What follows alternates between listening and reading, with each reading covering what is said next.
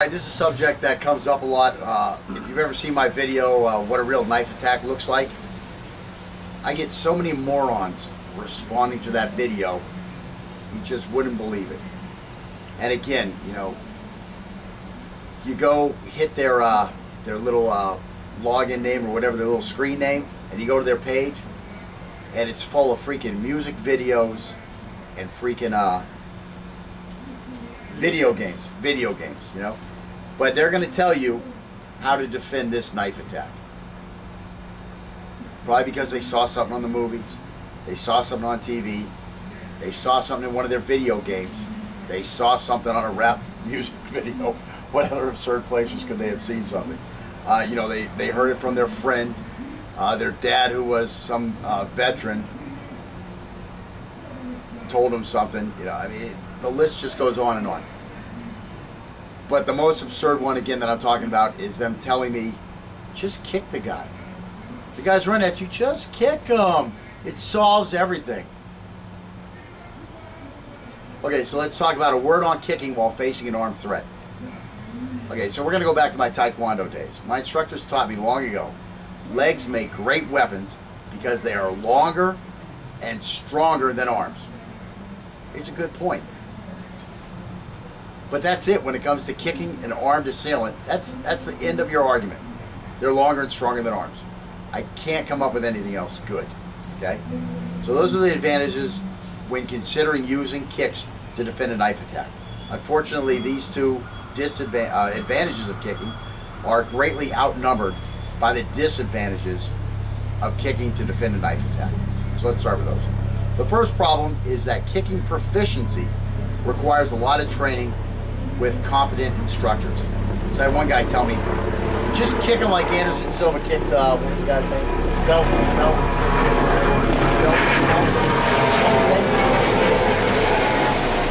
Sheriff Scoffer, don't know. So anyways, yeah, just kick him the way Anderson Silva knocked out Vitor Belfort. Okay, you're Anderson Silva? You have that level of skill? I mean, you are the greatest MMA fighter of all time? You're the greatest MMA fighter of all time. Go ahead. When the guy comes at you with a knife, put your little front kick in because you've had all this competent instruction from, what's the guy's name? The Kung Fu guy that does the movies. The big guy he has a show about, he's a sheriff. He's the guy with the long hair, he's got the ponytail.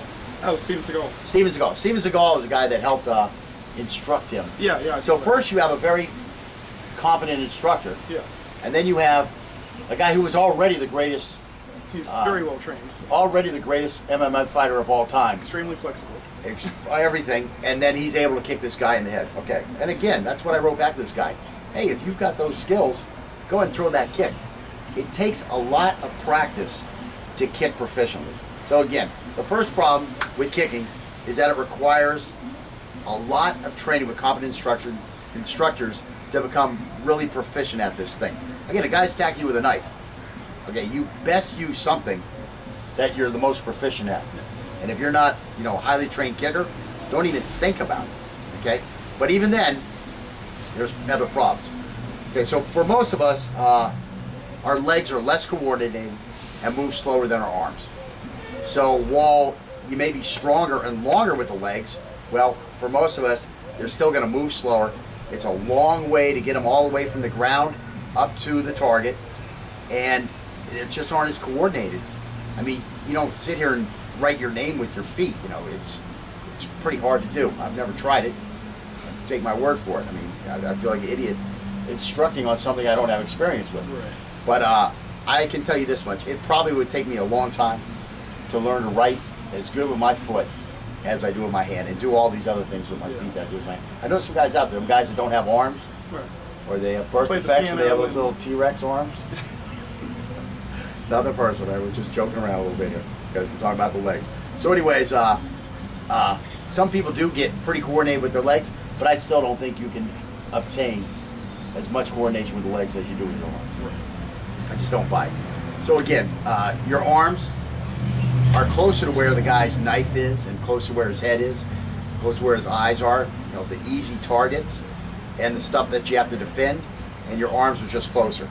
And again, they're probably going to move quicker, and they're going to move in a more coordinated manner. You're going to have more control over it. So again, for most of us, our legs just aren't the tool to use as coordinated as we can our hands and our arms. Okay, so again, now let's talk about kicking. How do you kick? Well, you either have to stand on one leg or jump in the air to kick. Okay, these can be very detrimental to your ability to maintain your balance. So that's critical too. I mean, you're in a fight. Do you want to maintain your balance, or do you want to do something that might cause you to not be able to maintain your balance? Well, I'd rather do whatever it is, tell me maintain my balance, especially when a guy has a knife in front of me and is trying to kill me.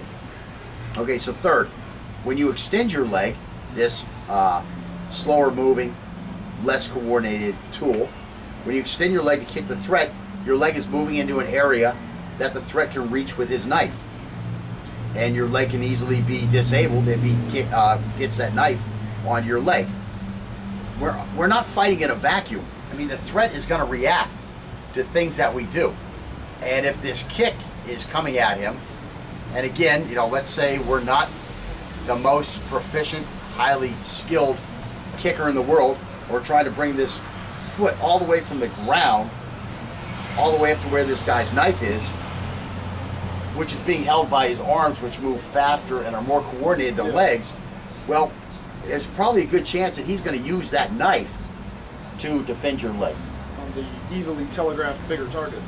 Right, and so even if he doesn't cut your leg during the kick itself, I mean, he can still cut your leg as it's being retracted, and now you've kicked him, let's say, in the stomach, and he's bending over, and boom, up there, well, guess what's bending over too? The knife is bending over, and boom, now that hits your leg, and it slices a big tendon right here on the front that keeps the toe from dragging on the ground, and now you're trying to continue to move. I mean, you got your guy all, in trouble because he's bent over from the kick, trying to get his wind back and his wits back and all this type of stuff. But as you try to move forward, your toe drags on the ground because this area has been cut, and now you fall down in front of him. I mean, I'm exaggerating, but I mean, you could easily be cut. And again, that could cause big problems. And why does it cause big problems? Because in knife fighting, mobility is a key factor, right? What do we do? We use we have 3 layers of defense, right? The first layer is mobility, moving off his fighting center, right? Moving that center line. The second one is, well, we have the knife to defang the snake. The third one is we have this extra hand to block anything that gets past the knife. Okay. Plus, we also have the body English, moving away. So we have lots of things. But by far, all of those require that we can move our leg. If we can't move our legs, we can't maintain our balance.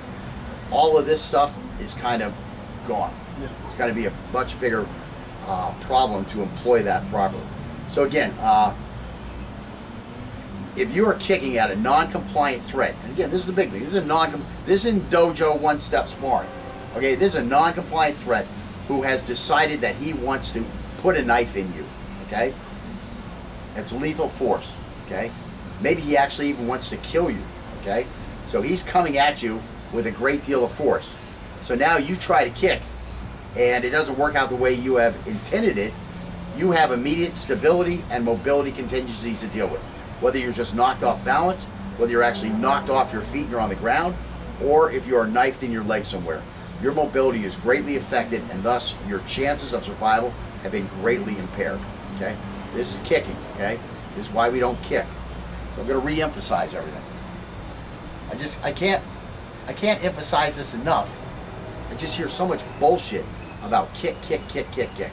So to re-emphasize, kicking is not the tool we want to use against a threat armed with a knife. Though you have seen technique after technique in person in the dojo, on the big screen, on the little screen, in YouTube videos, in all these things, you have seen technique after technique where the hero uses a kick to counterattack a threat who remains oblivious to the impending doom. In the real world, this is not likely to occur. When you kick at someone, they try to respond with a block. If they have a knife in their hand, it is likely they will respond with a knife and your leg will be cut. If your leg is cut badly, your mobility will be limited, and that will drastically limit your ability to continue to defend yourself against a threat who is now probably more agitated because you tried to attack him. If your leg is not cut during your counterattack, your stability may easily be affected. Since it is likely the threat will react to your attack, and since the threat may be moving toward you quickly as you kick, you could easily be knocked off balance, and you will have to regain your balance before you can reorient yourself to the threat, and during this time, you may not even be able to observe the threat. Never mind if you are actually knocked down. Again, any of these outcomes will drastically limit your ability to defend yourself, at least temporarily. So I'm throwing my kick, the guy comes in at me, we clash, and during the clash, I'm kind of spun to the side, and now my fighting center is off the center line, and he's still on the center line. He might be bent over a little because I kicked him, but the fact of the matter is he's going to have a good chance to still be on the center line, and his weapon, his angle of attack will still be on the center line, and he's going to be able to get you while you are trying to reorient to what's happening. Okay? Let's see. Using a kick to counterattack a knife-wielding threat works great if the threat fails to do anything that reduces your stability or mobility. In general, though, we could counterattack in a similar or safer manner using our arms and be better able to maintain our stability and mobility. Since no one will argue that the best defense against a knife is to escape if a route is available, and since we will need stability and mobility in order to do so, we feel it is prudent to save our legs for this option and use our arms for counterattacks. So in other words, I got to go meet this guy with a knife. Boom, I got to meet this guy with a knife, and I'm probably going to get cut. Rule of knife fight, right? Okay, well, I meet this guy, I'm able to block him, but I get cut on my arms. Now, I can run away. That's where I wanted to go anyways. I had to meet him because I had to get by him to run away. I'm in a parking lot, I'm between two cars, there's a fence, the cars are parked against a fence here. I can't go that way, I've got to go this way. I meet this guy, boom, and I kick him. And he slashes my leg. How am I going to get away now? How am I going to get away? If you're going to get cut on your arms. Avoid getting cut on the neck, the radial, the brachial. Those are the dangerous spots. Avoid getting cut there. Knock the guy down, bump into the guy, whatever, and escape. That's what you want to do. You can't do it if your legs are cut. Okay, now, you have seen us do a lot of kicking. Yes, we did practice kicking. Okay? The big thing about a kick is before you kick, you have to make sure the knife is pointed away from you. So the knife is pointed away, now you can knee this guy. You have his hand held or trapped, now you can knee or kick this guy. But the big thing is you have to have the movement of the knife disabled, or you have to have the blade pointing away from you. And even that's dangerous. I mean, you see Scotty and me, do this thing behind us, and again, that's because we become more proficient knife fighters. So again, our best angles of attack are no longer just in front. We've spread out our angles of attack because we become more skilled fighters. We have more ways that we can attack you because we practice, okay? Again, that makes kicking more dangerous if you're going to kick against a more skilled knife fighter. But in general, you're probably not going to have a problem if you're behind the guy and you throw a kick at him. Of course, what else is he going to do if he knows you're behind him? But, swing this knife behind him if he has the capability. So again, it still is dangerous. In general, avoid kicking unless you have the knife, the movement of the knife disabled, or you know that the blade is pointing away from you. That's all I really can say. I'm beating a dead horse, but the reason I'm beating this dead horse is because it keeps getting up, it keeps getting up, it keeps getting up. And it's these... It's a zombie horse. It's a zombie horse, and I don't want to go into zombies. I know. But it's being revived in the fictional world by people that believe in zombies. Yeah, that makes sense. Yes. So you have these guys who, are training for zombies, and they believe that a kick is the best thing. And they keep reviving. These are, what are these guys? These are garage Frankensteins. Yeah. Making their Frankenstein monster the kick against the knife. Okay? Just avoid kicking against a knife. And again, You've seen us doing a lot of it because what do? I try to cover everything, make sure you have all this stuff. Now, sometimes might a kick be what you have to do? Yeah, I mean, you've got a hold of this guy's knife hand. You've got both of your hands on his knife. The knife is between your head and his head, so headbutting's out of question. Elbows are out of question. Punching is out of question. What do you got left? Just a kick. You better practice a kick, right? And again, it's another tool for your toolbox. It's not the go-to tool. You know what I'm saying? It's what's one of them weird tools? It's a hex wrench. You know, you've got your screwdriver, you've got your pliers, right? Yeah. Those are go-tos, right? And every now and then you got to pull out that one of them hex wrenches, Yeah. and you hope you got the right size. You hope you got the right one for the job. It's not like a pliers, just any old bolt. Not like a screwdriver, any old screw. You know, with a hex wrench, you need the right hex wrench for the right hex head. Yeah. I think that's a pretty good analogy. I mean, it's kind of out there, but whatever. I feel like I'm one of the Gracie brothers talking now. Great jiu-jitsu, those Gracie brothers, but avoid their knife defenses. We watch that video. I've watched this video probably. I watch it with every student. With every student I have, I show him the Gracie knife video.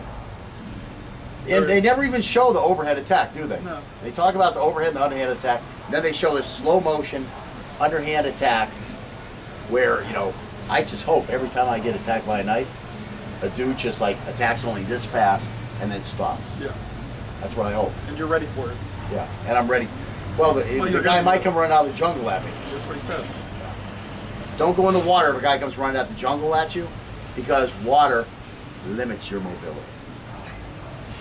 But just bringing it, because we're water fighting specialists. Yes, we are. Some people think we aren't water fighting specialists, But we are. but we are. My grandfather was a water fighter. Yeah. All right.